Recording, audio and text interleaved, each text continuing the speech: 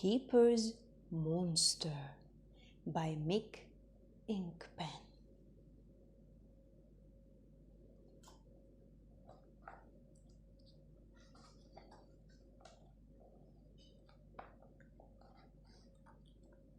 Tiger had a brand new torch. Look, this is a torch. "It's the most powerful torch there is," he said to Kipper. He shown it at Big Owl. He shown it at Hippo. He shown it in Kipper's face. "You should see it when it's dark," he said. "It's really good when it's dark." He sat in Kipper's basket and pulled the blanket over his head. "Come on, we can make it dark under here," he said. Under the blanket was one of Kipper's storybooks. "That's another thing," said Tiger. "You can read under the bedclothes with a torch like this." Kipper began to read. "Deep in the middle of the dark, dark wood, there lived a horrible, horrendous, terrible, tremendous—" "That's it!" shouted Tiger, jumping up. "We'll camp in the woods tonight.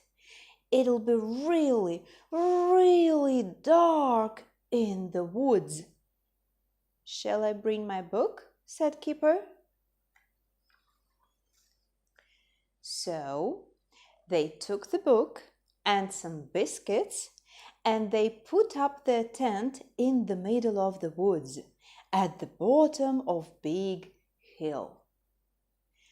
But as it began to get dark, Tiger began to think that perhaps it wasn't such a good idea after all. "Come inside and have a biscuit," said Kipper. "Do you want Rabbit or Big Owl?" But Tiger didn't reply. He was looking nervously out of the door. Do you think there are any bears in these woods?" he whispered. "No, I shouldn't think so," said Kipper. He began to read.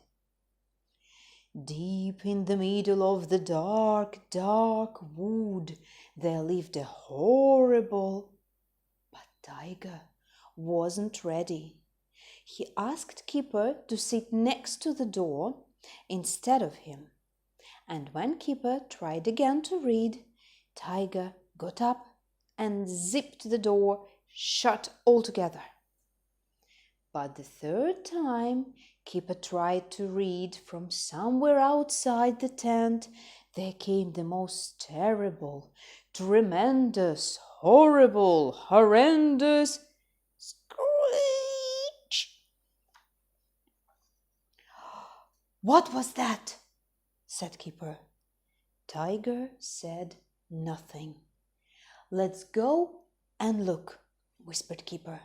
So they crept out of the tent and into the woods, shining Tiger's torch ahead of them. "I think it came from somewhere near here," said Kipper. The torch beam lit up the enormous, great trunk of an old tree. There, in the middle, was a dark, dark hole. Suddenly, a huge pair of yellow eyes blinked open, and from the hole came the most terrible screech. They shrieked and ran, bumping into each other and sending the torch flying. They scrambled into the tent and lay there panting hard, listening.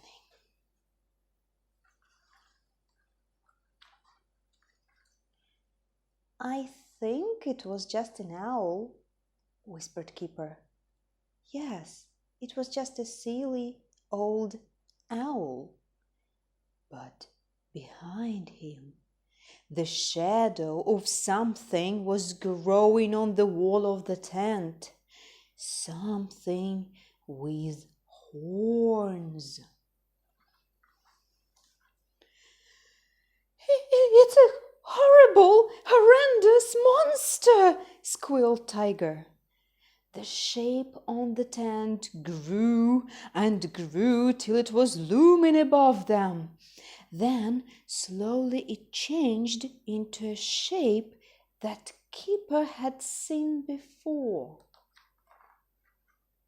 Kipper crept out of the tent and walked towards the torchlight. There, caught in the beam, was a little snail. Kipper picked up the torch and let the snail crawl onto his paw. He looked at the snail closely. Its horns curled in and out as he touched them. I found the horrible, horrendous monster. Look, Tiger! Tiger peeped out from underneath the blanket. He saw the snail. He saw its shadow. He felt silly. Shall I read my story now? Said Kipper. But Kipper never did get to read his story because they went home to Tiger's house, where they put up the tent in Tiger's bedroom, and Tiger got to read it instead. The end.